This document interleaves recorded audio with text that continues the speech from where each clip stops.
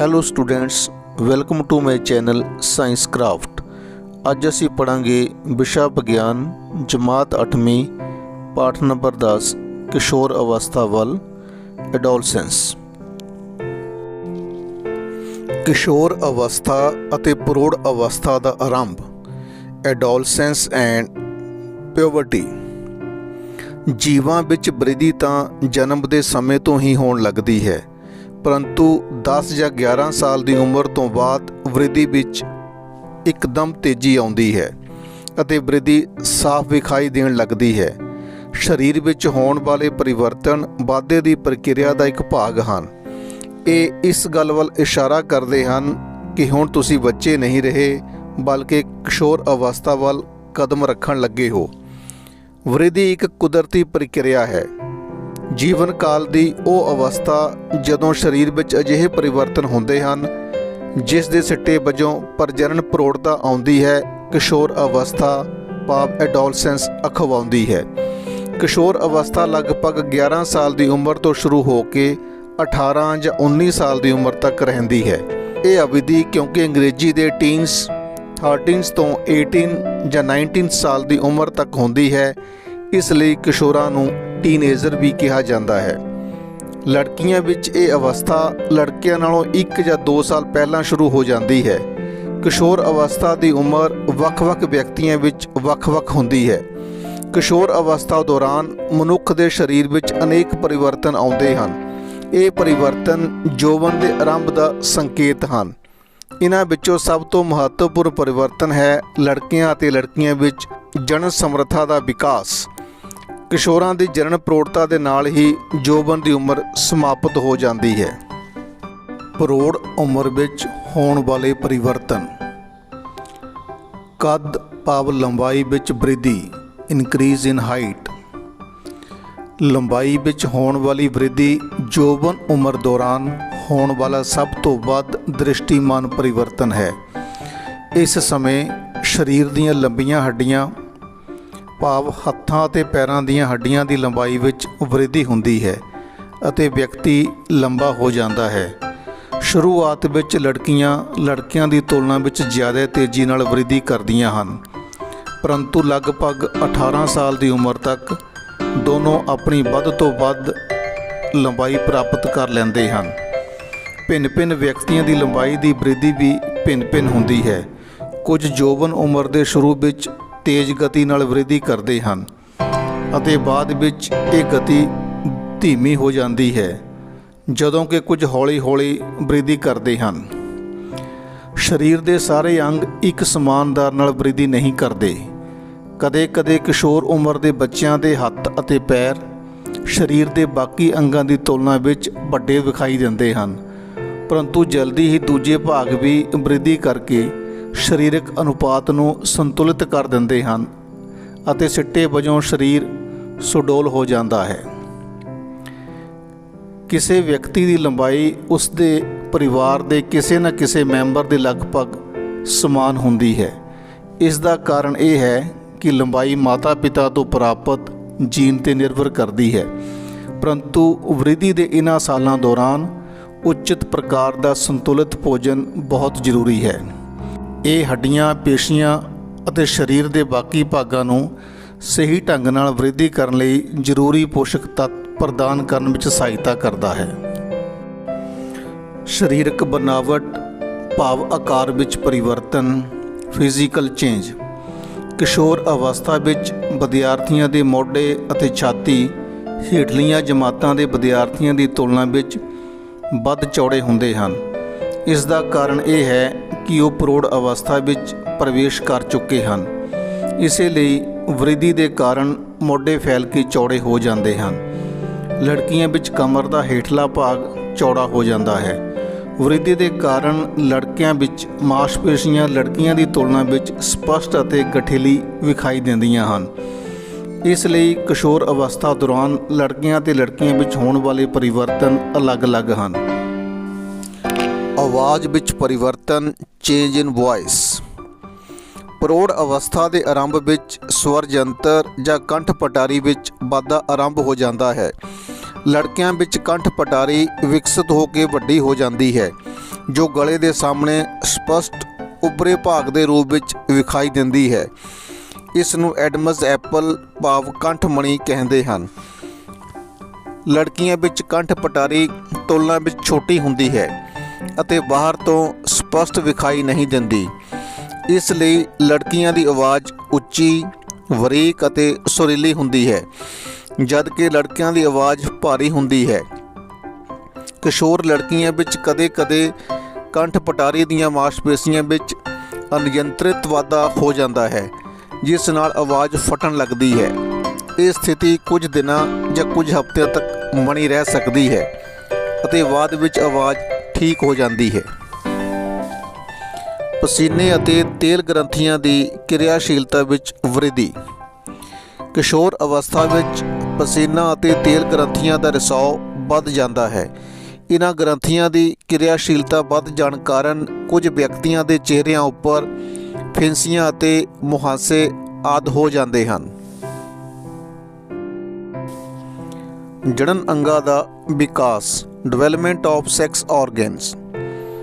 ਜਵਾਨੀ ਅਵਸਥਾ ਦੇ ਸ਼ੁਰੂ ਵਿੱਚ ਨਰ ਜਣਨ ਅੰਗਾਂ ਜਿਵੇਂ ਕਿ ਪਤਾਲੂ ਅਤੇ ਨਰ ਇੰਦਰੀ ਪੂਰਨ ਰੂਪ ਵਿੱਚ ਵਿਕਸਿਤ ਹੋ ਜਾਂਦੇ ਹਨ। ਪਤਾਲੂ ਵਿੱਚ ਸ਼ੁਕਰਾਣੂਆਂ ਦਾ ਉਤਪਾਦਨ ਵੀ ਆਰੰਭ ਹੋ ਜਾਂਦਾ ਹੈ। ਲੜਕੀਆਂ ਵਿੱਚ ਅੰਡਕੋਸ਼ ਦੇ ਆਕਾਰ ਵਿੱਚ ਵ੍ਰਿੱਧੀ ਹੋ ਜਾਂਦੀ ਹੈ ਅਤੇ ਅੰਡਾਣੂ ਬਣਨ ਲੱਗ ਜਾਂਦੇ ਹਨ। ਅੰਡਕੋਸ਼ ਤੋਂ ਅੰਡਾਣੂਆਂ ਦਾ ਵਿਸਰਜਨ ਵੀ ਸ਼ੁਰੂ ਹੋ ਜਾਂਦਾ ਹੈ। ਮਾਨਸਿਕ, ਬੌਧਿਕ ਅਤੇ ਸੰਵੇਦਨਾਤਮਿਕ ਪਰਿਪੱਕਤਾ ਪ੍ਰਾਪਤ ਹੋਣਾ। ਕਿਸ਼ੋਰ ਅਵਸਥਾ ਵਿੱਚ ਵਿਅਕਤੀ ਦੇ ਸੋਚਣ ਦੇ ਢੰਗ ਵਿੱਚ ਵੀ ਪਰਿਵਰਤਨ ਆਉਂਦਾ ਹੈ। ਬਚਪਨ ਦੀ ਤੁਲਨਾ ਵਿੱਚ ਕਿਸ਼ੋਰ ਵੱਧ ਸੁਤੰਤਰ ਅਤੇ ਆਪਣੇ ਪ੍ਰਤੀ ਵੱਧ ਸੁਚੇਤ ਹੁੰਦਾ ਹੈ। ਉਹਨਾਂ ਵਿੱਚ ਬੌਧਿਕ ਵਿਕਾਸ ਵੀ ਹੁੰਦਾ ਹੈ, ਭਾਵ ਉਹ ਸੋਚਣ ਵਿਚਾਰਨ ਵਿੱਚ ਕਾਫੀ ਸਮਾਂ ਲੈਂਦੇ ਹਨ। ਅਸਲ ਵਿੱਚ ਕਿਸੇ ਵਿਅਕਤੀ ਦੇ ਜੀਵਨ ਵਿੱਚ ਇਹ ਇੱਕ ਅਜਿਹਾ ਸਮਾਂ ਹੁੰਦਾ ਹੈ ਜਦੋਂ ਉਸ ਦੇ ਦਿਮਾਗ ਦੀ ਸਿੱਖਣ ਸਮਰੱਥਾ ਸਭ ਤੋਂ ਵੱਧ ਹੁੰਦੀ ਹੈ। ਕਈ ਵਾਰ ਕਿਸ਼ੋਰ ਸਰੀਰਕ ਅਤੇ ਮਾਨਸਿਕ ਪਰਿਵਰਤਨਾਂ ਦੇ ਅਨੁਸਾਰ ਆਪਣੇ ਆਪ ਨੂੰ ਢਾਲਣ ਦੀ ਕੋਸ਼ਿਸ਼ ਕਰਦਾ ਹੋਇਆ ਆਪਣੇ ਆਪ ਨੂੰ ਅਸੁਰੱਖਿਅਤ ਮਹਿਸੂਸ ਕਰਦਾ ਹੈ, ਪਰੰਤੂ ਕਿਸ਼ੋਰ ਹੋਣ ਦੇ ਨਾਤੇ ਤੁਹਾਨੂੰ ਸਮਝਣਾ ਚਾਹੀਦਾ ਹੈ ਕਿ ਅਸੁਰੱਖਿਅਤ ਮਹਿਸੂਸ ਕਰਨ ਦਾ ਕੋਈ ਕਾਰਨ ਨਹੀਂ ਹੈ। ਇਹ ਪਰਿਵਰਤਨ ਕੁਦਰਤੀ ਹਨ ਜੋ ਸਰੀਰਕ ਵਾਧੇ ਦੇ ਕਾਰਨ ਉਤਪੰਨ ਹੋ ਰਹੇ ਹਨ। ਸੈਕੰਡਰੀ ਲਿੰਗੀ ਲੱਛਣ, ਸੈਕੰਡਰੀ ਸੈਕਸ ਕਰੈਕਟਰ। ਜੋਵਨ ਅਵਸਥਾ ਵਿੱਚ ਲੜਕੀਆਂ ਦੀਆਂ ਛਾਤੀਆਂ ਦਾ ਵਿਕਾਸ ਹੋਣ ਲੱਗਦਾ ਹੈ ਅਤੇ ਲੜਕਿਆਂ ਦੇ ਚਿਹਰੇ ਉੱਪਰ ਵਾਲ ਉੱਗਣ ਲੱਗਦੇ ਹਨ, ਭਾਵ ਦਾੜੀ ਮੁੱਛਾਂ ਆਉਣ ਲੱਗਦੀਆਂ ਹਨ। ਇਹ ਲੱਛਣ ਕਿਉਂਕਿ ਲੜਕੀਆਂ ਨੂੰ ਲੜਕਿਆਂ ਨਾਲੋਂ ਵੱਖਰੀ ਪਹਿਚਾਣ ਦਿੰਦੇ ਹਨ, ਇਸ ਲਈ ਇਹਨਾਂ ਨੂੰ ਸੈਕੰਡਰੀ ਲਿੰਗੀ ਲੱਛਣ ਕਹਿੰਦੇ ਹਨ। ਲੜਕਿਆਂ ਦੀ ਛਾਤੀ 'ਤੇ ਵੀ ਵਾਲ ਆ ਜਾਂਦੇ ਹਨ। ਲੜਕੇ ਅਤੇ ਲੜਕੀਆਂ ਦੋਨਾਂ ਵਿੱਚ ਹੀ ਕੱਛਾਂ ਅਤੇ ਪੱਟਾਂ ਦੇ ਉੱਪਰੀ ਭਾਗ ਜਾਂ ਪਿਊਬਿਕ ਖੇਤਰ ਵਿੱਚ ਵਾਲ ਆ ਜਾਂਦੇ ਹਨ। ਕਿਸ਼ੋਰ ਅਵਸਥਾ ਵਿੱਚ ਹੋਣ ਵਾਲੇ ਪਰਿਵਰਤਨ ਹਾਰਮੋਨ ਦੁਆਰਾ ਨਿਯੰਤਰਿਤ ਹੁੰਦੇ ਹਨ। ਹਾਰਮੋਨ ਰਸਾਇਣਿਕ ਪਦਾਰਥ ਹਨ। ਇਹ ਅੰਤਰ-ਰਸਾਵੀ ਗ੍ਰੰਥੀਆਂ ਅਤੇ ਅੰਤਰ-ਰਸਾਵੀ ਤੰਤਰ ਦੁਆਰਾ ਛੱਡੇ ਜਾਂਦੇ ਹਨ। ਜੋਵਨ ਅਵਸਥਾ ਸ਼ੁਰੂ ਹੁੰਦੇ ਹੀ ਪਤਾਲੂ ਪੁਰਸ਼ ਹਾਰਮੋਨ ਜਾਂ ਟੈਸਟੋਸਟੈਰੋਨ ਦਾ ਰਿਸਾਵ ਕਰਨਾ ਆਰੰਭ ਕਰ ਦਿੰਦੇ ਹਨ। ਇਹ ਲੜਕਿਆਂ ਵਿੱਚ ਪਰਿਵਰਤਨ ਦਾ ਕਾਰਕ ਹੈ, ਜਿਸ ਦੇ ਬਾਰੇ ਅਸੀਂ ਪਹਿਲਾਂ ਹੀ ਪੜ੍ਹ ਚੁੱਕੇ ਹਾਂ। ਲੜਕੀਆਂ ਵਿੱਚ ਜੋਵਨ ਆਰੰਭ ਹੁੰਦੇ ਹੀ ਅੰਡਕੋਸ਼ ਇਸਤਰੀ ਹਾਰਮੋਨ ਜਾਂ ਐਸਟ੍ਰੋਜਨ ਦਾ ਉਤਪਾਦਨ ਕਰਨਾ ਆਰੰਭ ਕਰ ਦਿੰਦਾ ਹੈ, ਜਿਸ ਨਾਲ ਸਤਨ ਵਿਕਸਿਤ ਹੋ ਜਾਂਦੇ ਹਨ। ਦੁੱਧ ਰਸਾਵੀ ਗ੍ਰੰਥੀਆਂ ਭਾਵ ਦੁੱਧ ਗ੍ਰੰਥੀਆਂ ਛਾਤੀ ਦੇ ਅੰਦਰ ਵਿਕਸਿਤ ਹੋ ਜਾਂਦੀਆਂ ਹਨ। ਇਹਨਾਂ ਹਾਰਮੋਨਾਂ ਦੇ ਉਤਪਾਦਨ ਦਾ ਨਿਯੰਤਰਣ ਇੱਕ ਹੋਰ ਹਾਰਮੋਨ ਦੁਆਰਾ ਕੀਤਾ ਜਾਂਦਾ ਹੈ ਜੋ ਪਿਊਸ਼ ਗ੍ਰੰਥੀ ਜਾਂ ਪਿਚੂਟਰੀ ਗ੍ਰੰਥੀ ਦੁਆਰਾ ਛੱਡਿਆ ਜਾਂਦਾ ਹੈ।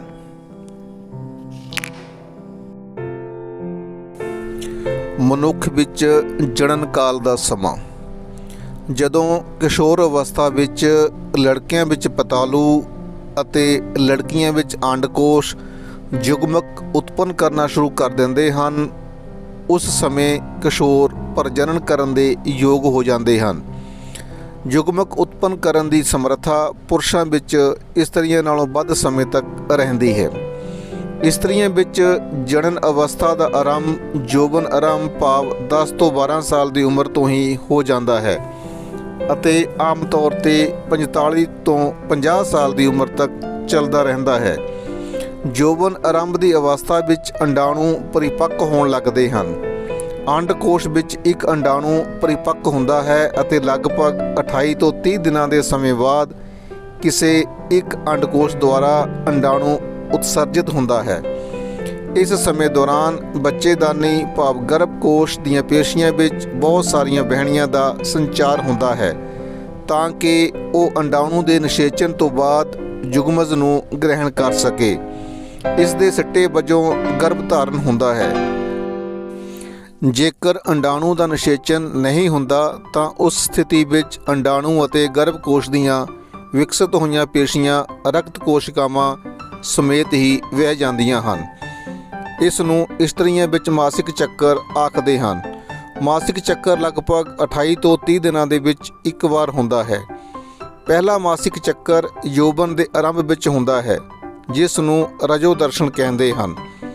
ਲਗਭਗ 45 ਤੋਂ 50 ਸਾਲ ਦੀ ਉਮਰ ਵਿੱਚ ਮਾਸਿਕ ਚੱਕਰ ਰੁਕ ਜਾਂਦਾ ਹੈ ਜਿਸ ਨੂੰ ਰਜੋ ਨਿਵਰਤੀ ਕਹਿੰਦੇ ਹਨ।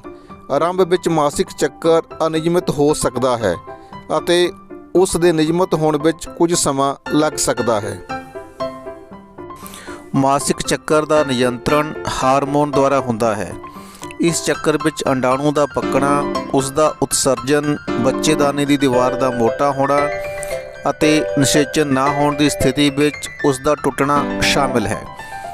ਜੇਕਰ ਅੰਡਾਣੂ ਦਾ ਨਿਸ਼ੇਚਨ ਹੋ ਜਾਂਦਾ ਹੈ ਤਾਂ ਉਹ ਵਿਭਾਜਨ ਕਰਦਾ ਹੈ ਅਤੇ ਬੱਚੇਦਾਨੀ ਵਿੱਚ ਵਿਕਾਸ ਦੇ ਲਈ ਸਥਾਪਿਤ ਹੋ ਜਾਂਦਾ ਹੈ। ਲੜਕਾ ਜਾਂ ਲੜਕੀ, ਬॉय ਔਰ ਗਰਲ, ਨਿਸ਼ੇਚਿਤ ਅੰਡਾਣੂ ਜਾਂ ਯੁਗਮਕ ਵਿੱਚ ਜਨਮ ਲੈਣ ਵਾਲੇ ਬੱਚੇ ਦੇ ਲਿੰਗ ਨਿਰਧਾਰਨ ਦਾ ਸੰਦੇਸ਼ ਹੁੰਦਾ ਹੈ। ਇਹ ਸੂਚਨਾ ਨਿਸ਼ੇਚਿਤ ਅੰਡਾਣੂ ਵਿੱਚ ਧਾਗੇ ਵਰਗੀ ਰਚਨਾਵਾਂ ਭਾਵ ਗੁਣਸੂਤਰਾਂ ਵਿੱਚ ਛੁਪੀ ਹੁੰਦੀ ਹੈ। ਗੁਣਸੂਤਰ ਹਰ ਇੱਕ ਸੈੱਲ ਦੇ ਕੇਂਦਰਕ ਵਿੱਚ ਮੌਜੂਦ ਹੁੰਦੇ ਹਨ। ਸਾਰੇ ਮਨੁੱਖਾਂ ਦੇ ਸੈੱਲਾਂ ਦੇ ਕੇਂਦਰਕ ਵਿੱਚ 23 ਜੋੜੇ ਗੁਣਸੂਤਰਾਂ ਦੇ ਹੁੰਦੇ ਹਨ। ਇਹਨਾਂ ਵਿੱਚੋਂ 2 ਗੁਣਸੂਤਰ ਭਾਵ ਇੱਕ ਜੋੜੀ ਲਿੰਗੀ ਗੁਣਸੂਤਰ ਹੁੰਦੇ ਹਨ ਜਿਨ੍ਹਾਂ ਨੂੰ X ਅਤੇ Y ਕਹਿੰਦੇ ਹਨ।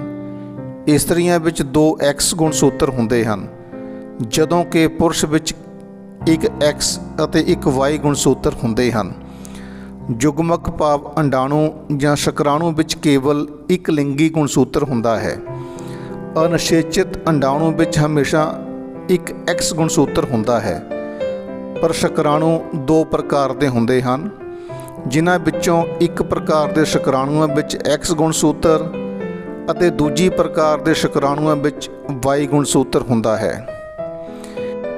X ਗੁਣਸੂਤਰ ਵਾਲਾ ਸ਼ੁਕਰਾਣੂ ਅੰਡਾਣੂ ਨੂੰ ਨਿਸ਼ੇਚਿਤ ਕਰਦਾ ਹੈ ਤਾਂ ਯੁਗਮਕ ਵਿੱਚ 2 X ਗੁਣਸੂਤਰ ਹੋਣਗੇ ਅਤੇ ਉਹ ਮਾਦਾ ਬੱਚੇ ਵਿੱਚ ਵਿਕਸਿਤ ਹੋਵੇਗਾ। ਪਰੰਤੂ ਜੇਕਰ ਅੰਡਾਣੂ ਨੂੰ ਨਿਸ਼ੇਚਿਤ ਕਰਨ ਵਾਲੇ ਸ਼ੁਕਰਾਣੂ ਵਿੱਚ Y ਗੁਣਸੂਤਰ ਹੈ ਤਾਂ ਯੁਗਮਜ ਨਰ ਬੱਚੇ ਵਿੱਚ ਵਿਕਸਿਤ ਹੋਵੇਗਾ। ਹੁਣ ਅਸੀਂ ਜਾਣ ਗਏ ਹਾਂ ਕਿ ਜਨਮ ਤੋਂ ਪਹਿਲਾਂ ਬੱਚੇ ਦੇ ਲਿੰਗ ਦਾ ਨਿਰਧਾਰਨ ਉਸ ਦੇ ਪਿਤਾ ਦੇ ਲਿੰਗੀ ਗੁਣਸੂਤਰਾਂ ਦੁਆਰਾ ਕੀਤਾ ਜਾਂਦਾ ਹੈ। ਇਹ ਸਮਝਣਾ ਕਿ ਬੱਚੇ ਦੇ ਲਿੰਗ ਦੇ ਲਈ ਮਾਂ ਜ਼ਿੰਮੇਵਾਰ ਹੈ ਬਿਲਕੁਲ ਗਲਤ ਅਤੇ ਅਨਿਆਂਪੂਰਨ ਹੈ। ਲਿੰਗੀ ਹਾਰਮੋਨ ਤੋਂ ਇਲਾਵਾ ਹੋਰ hormone, other hormones than sex hormone, ਪੀਊਸ਼ ਗ੍ਰੰਥੀ ਦੁਆਰਾ ਉਤਪੰਨ ਕੀਤੇ ਗਏ ਹਾਰਮੋਨ ਜਣਨ ਅੰਗਾਂ ਨੂੰ ਹਾਰਮੋਨ ਉਤਪੰਨ ਕਰਨ ਲਈ ਉਤੇਜਿਤ ਕਰਦੇ ਹਨ। ਅਸੀਂ ਪਹਿਲਾਂ ਹੀ ਪੜ੍ਹ ਚੁੱਕੇ ਹਾਂ ਕਿ ਪੀਊਸ਼ ਗ੍ਰੰਥੀ ਇੱਕ ਮਾਸਟਰ ਗ੍ਰੰਥੀ ਹੈ ਜੋ ਦਿਮਾਗ ਨਾਲ ਜੁੜੀ ਹੁੰਦੀ ਹੈ। ਪੀਊਸ਼ ਗ੍ਰੰਥੀ ਪਤਾਲੂ ਅਤੇ ਅੰਡਕੋਸ਼ ਗ੍ਰੰਥੀਆਂ ਤੋਂ ਇਲਾਵਾ ਸਾਡੇ ਸਰੀਰ ਵਿੱਚ ਥਾਇਰਾਇਡ ਅਤੇ ਐਡਰੀਨਲ ਵਰਗੀਆਂ ਹੋਰ ਅੰਤਰਸਾਵੀ ਗ੍ਰੰਥੀਆਂ ਵੀ ਹਨ। ਜੇਕਰ ਥਾਇਰਾਇਡ ਗ੍ਰੰਥੀ ਥਾਇਰੋਕਸਿਨ ਹਾਰਮੋਨ ਦਾ ਉਤਪਾਦਨ ਸਹੀ ਮਾਤਰਾ ਵਿੱਚ ਨਹੀਂ ਕਰਦੀ ਤਾਂ ਵਿਅਕਤੀ ਨੂੰ ਗਿੱਲੜ ਨਾਂ ਦਾ ਰੋਗ ਹੋ ਸਕਦਾ ਹੈ। ਇਸੇ ਤਰ੍ਹਾਂ ਜੇਕਰ ਪੈਨਕ੍ਰੀਆਸ ਗ੍ਰੰਥੀ इंसुलिन हार्मोन का उत्पादन सही मात्रा ਵਿੱਚ नहीं करती ਤਾਂ ਵਿਅਕਤੀ ਨੂੰ ਸ਼ੂਗਰ ਨਾਂ ਦਾ ਰੋਗ ਹੋ ਸਕਦਾ ਹੈ। ਐਡਰੀਨਲ ਗ੍ਰੰਥੀ ਇੱਕ ਅਜਿਹਾ ਹਾਰਮੋਨ ਛੱਡਦੀ ਹੈ ਜੋ ਖੂਨ ਵਿੱਚ ਨਮਕ ਦੀ ਮਾਤਰਾ ਨੂੰ ਸੰਤੁਲਿਤ ਕਰਦਾ ਹੈ। ਐਡਰੀਨਲ ਗ੍ਰੰਥੀ ਐਡਰੀਨਾਲਿਨ ਨਾਮਕ ਹਾਰਮੋਨ ਦਾ ਰਿਸਾਵ ਵੀ ਕਰਦੀ ਹੈ। ਐਡਰੀਨਾਲਿਨ ਕ੍ਰੋਧ, ਚਿੰਤਾ ਅਤੇ ਉਤੇਜਨਾ ਦੀ ਅਵਸਥਾ ਵਿੱਚ ਤਣਾਅ ਨੂੰ ਕਾਬੂ ਵਿੱਚ ਰੱਖਣ ਦਾ ਕੰਮ ਕਰਦਾ ਹੈ। थायराइड ਅਤੇ ਐਡਰੀਨਲ ਗ੍ਰੰਥੀ ਪੀਊਸ਼ ਗ੍ਰੰਥੀ ਦੁਆਰਾ ਪੈਦਾ ਕੀਤੇ ਹਾਰਮੋਨ ਦੇ ਮਾਧਿਅਮ ਤੋਂ ਪ੍ਰਾਪਤ ਸੂਚਨਾ ਦੇ ਅਨੁਸਾਰ ਹੀ ਆਪਣੇ ਹਾਰਮੋਨ ਦਾ ਰਿਸਾਵ ਕਰਦੀ ਹੈ। ਪੀਊਸ਼ ਗ੍ਰੰਥੀ ਵ੍ਰਿੱਧੀ ਹਾਰਮੋਨ ਦਾ ਰਿਸਾਵ ਵੀ ਕਰਦੀ ਹੈ ਜੋ ਵਿਅਕਤੀ ਦੀ ਸਧਾਰਨ ਵ੍ਰਿੱਧੀ ਲਈ ਜ਼ਰੂਰੀ ਹੈ। ਪ੍ਰਜਨਨਿਕ ਸਿਹਤ ਵਿਅਕਤੀ ਦਾ ਸਰੀਰਕ ਅਤੇ ਮਾਨਸਿਕ ਤੌਰ 'ਤੇ ਠੀਕ ਠਾਕ ਭਾਵ ਤੰਦਰੁਸਤ ਹੋਣਾ ਚੰਗੀ ਸਿਹਤ ਕਹਾਉਂਦਾ ਹੈ। ਕਿਸੇ ਵੀ ਉਮਰ ਦੇ ਵਿਅਕਤੀ ਦੇ ਸਰੀਰ ਨੂੰ ਤੰਦਰੁਸਤ ਰੱਖਣ ਲਈ ਉਸ ਨੂੰ ਸੰਤੁਲਿਤ ਭੋਜਨ ਦੀ ਜ਼ਰੂਰਤ ਹੁੰਦੀ ਹੈ। ਵਿਅਕਤੀ ਨੂੰ ਵਿਅਕਤੀਗਤ ਭਾਵ ਨਿੱਜੀ ਸਫਾਈ ਦਾ ਹਰ ਰੋਜ਼ ਧਿਆਨ ਰੱਖਣਾ ਚਾਹੀਦਾ ਹੈ ਅਤੇ ਸਰੀਰਕ ਕਸਰਤ ਵੀ ਕਰਨੀ ਚਾਹੀਦੀ ਹੈ। ਕਿਸ਼ੋਰ ਅਵਸਥਾ ਵਿੱਚ ਜਦੋਂ ਸਰੀਰ ਵਾਧਾ ਕਰਦਾ ਹੈ ਤਾਂ ਉਸ ਸਮੇਂ ਇਹਨਾਂ ਗੱਲਾਂ ਵੱਲ ਧਿਆਨ ਦੇਣਾ ਹੋਰ ਵੀ ਜ਼ਰੂਰੀ ਹੋ ਜਾਂਦਾ ਹੈ। ਕਿਸ਼ੋਰਾਂ ਦੀਆਂ ਭੋਜਨ ਸੰਬੰਧੀ ਜ਼ਰੂਰਤਾਂ। ਕਿਸ਼ੋਰ ਅਵਸਥਾ ਤੇਜ਼ ਵਾਧੇ ਅਤੇ ਵਿਕਾਸ ਦੀ ਅਵਸਥਾ ਹੈ। ਇਸ ਲਈ ਹਰ ਇੱਕ ਕਿਸ਼ੋਰ ਨੂੰ ਭੋਜਨ ਦਾ ਆਯੋਜਨ ਸਾਵਧਾਨੀਪੂਰਵਕ ਕਰਨਾ ਚਾਹੀਦਾ ਹੈ। ਕਿਸ਼ੋਰਾਂ ਨੂੰ ਸੰਤੁਲਿਤ ਭੋਜਨ ਕਰਨਾ ਚਾਹੀਦਾ ਹੈ। ਸੰਤੁਲਿਤ ਭੋਜਨ ਦਾ ਅਰਥ ਹੈ ਭੋਜਨ ਵਿੱਚ ਕਾਰਬੋਹਾਈਡਰੇਟ, ਪ੍ਰੋਟੀਨ, ਚਰਬੀ, ਵਿਟਾਮਿਨ ਅਤੇ ਖਣਿਜ ਦਾ ਸਹੀ ਮਾਤਰਾ ਵਿੱਚ ਹੋਣਾ। ਸਾਡਾ ਭਾਰਤੀ ਭੋਜਨ ਜਿਸ ਵਿੱਚ ਰੋਟੀ, ਚਾਵਲ, ਦਾਲ ਅਤੇ ਸਬਜ਼ੀਆਂ ਹੁੰਦੀਆਂ ਹਨ ਇੱਕ ਸੰਤੁਲਿਤ ਭੋਜਨ ਹੈ। ਦੁੱਧ ਆਪਣੇ ਆਪ ਵਿੱਚ ਇੱਕ ਸੰਤੁਲਿਤ ਭੋਜਨ ਹੈ। ਫਲ ਵੀ ਸਾਨੂੰ ਪੋਸ਼ਣ ਦਿੰਦੇ ਹਨ। ਛੋਟੇ ਬੱਚਿਆਂ ਨੂੰ ਮਾਂ ਦੇ ਦੁੱਧ ਵਿੱਚੋਂ ਸੰਪੂਰਨ ਪੋਸ਼ਣ ਮਿਲਦਾ ਹੈ ਜਿਸ ਦੀ ਉਹਨਾਂ ਨੂੰ ਜ਼ਰੂਰਤ ਹੁੰਦੀ ਹੈ। ਲੋਹਾ ਤੱਤ ਲਹੂ ਦਾ ਨਿਰਮਾਣ ਕਰਦਾ ਹੈ। ਇਸ ਲਈ ਲੋਹੇ ਨਾਲ ਭਰਪੂਰ ਖਾਣ ਵਾਲੇ ਪਦਾਰਥ ਜਿਵੇਂ ਕਿ ਪੱਤੇਦਾਰ ਸਬਜ਼ੀਆਂ, ਗੁੜ, ਮਾਸ, ਸੰਤਰਾ, ਆਂਵਲਾ ਆਦਿ ਕਿਸ਼ੋਰਾਂ ਲਈ ਵਧੀਆ ਖਾਦ ਪਦਾਰਥ ਹਨ। ਆਪਣੇ ਦੁਪਹਿਰ ਅਤੇ ਰਾਤ ਦੇ ਭੋਜਨ ਵਿੱਚ ਅਜਿਹੇ ਪਦਾਰਥ ਸ਼ਾਮਲ ਕਰਨੇ ਚਾਹੀਦੇ ਹਨ ਜੋ ਊਰਜਾ ਪ੍ਰਦਾਨ ਕਰਦੇ ਹੋਣ। ਇਸ ਵਿੱਚ ਦੁੱਧ, ਮਾਸ, ਸੁੱਕੇ ਮੇਵੇ ਅਤੇ ਦਾਲਾਂ ਸ਼ਾਮਲ ਕਰ ਸਕਦੇ ਹਾਂ ਜੋ ਵਾਧੇ ਲਈ ਪ੍ਰੋਟੀਨ ਪ੍ਰਦਾਨ ਕਰਦੇ ਹਨ। ਫਲ ਅਤੇ ਸਬਜ਼ੀਆਂ ਇੱਕ ਰੱਖਿਅਕ ਭੋਜਨ ਹਨ। ਚਿਪਸ ਅਤੇ ਪੈਕ ਕੀਤੇ ਗਏ ਡੱਬਾਬੰਦ ਖਾਦ ਪਦਾਰਥ ਭਾਵੇਂ ਬਹੁਤ ਸਵਾਦ ਹੁੰਦੇ ਹਨ ਪਰੰਤੂ ਉਹਨਾਂ ਨੂੰ ਹਰ ਰੋਜ਼ ਦੇ ਭੋਜਨ ਦੀ ਥਾਂ ਨਹੀਂ ਖਾਣਾ ਚਾਹੀਦਾ ਕਿਉਂਕਿ ਉਹਨਾਂ ਵਿੱਚ ਪੋਸ਼ਕ ਤੱਤ ਪੂਰੀ ਮਾਤਰਾ ਵਿੱਚ ਨਹੀਂ ਹੁੰਦੇ। ਵਿਅਕਤੀਗਤ ਸਫਾਈ, ਪਰਸਨਲ ਹਾਈਜਨ। ਹਰ ਇੱਕ ਵਿਅਕਤੀ ਨੂੰ ਹਰ ਰੋਜ਼ ਇੱਕ ਵਾਰ ਇਸ਼ਨਾਨ ਜ਼ਰੂਰੀ ਕਰਨਾ ਚਾਹੀਦਾ ਹੈ। ਇਹ ਕਿਸ਼ੋਰਾਂ ਲਈ ਹੋਰ ਵੀ ਜ਼ਰੂਰੀ ਹੈ ਕਿਉਂਕਿ ਪਸੀਨਾ ਗ੍ਰੰਥੀਆਂ ਦੀ ਵੱਧ ਕਿਰਿਆਸ਼ੀਲਤਾ ਦੇ ਕਾਰਨ ਸਰੀਰ ਵਿੱਚੋਂ ਬਦਬੂ ਆਉਣ ਲੱਗ ਜਾਂਦੀ ਹੈ। ਨਹਾਉਣ ਸਮੇਂ ਸਰੀਰ ਦੇ ਸਾਰੇ ਭਾਗਾਂ ਨੂੰ ਚੰਗੀ ਤਰ੍ਹਾਂ ਧੋਣਾ ਚਾਹੀਦਾ ਹੈ। ਜੇਕਰ ਸਫਾਈ ਨਾ ਰੱਖੀ ਜਾਵੇ ਤਾਂ ਜੀਵਾਣੂਆਂ ਦੇ ਹਮਲੇ ਦਾ ਖਤਰਾ ਬਣਿਆ ਰਹਿੰਦਾ ਹੈ।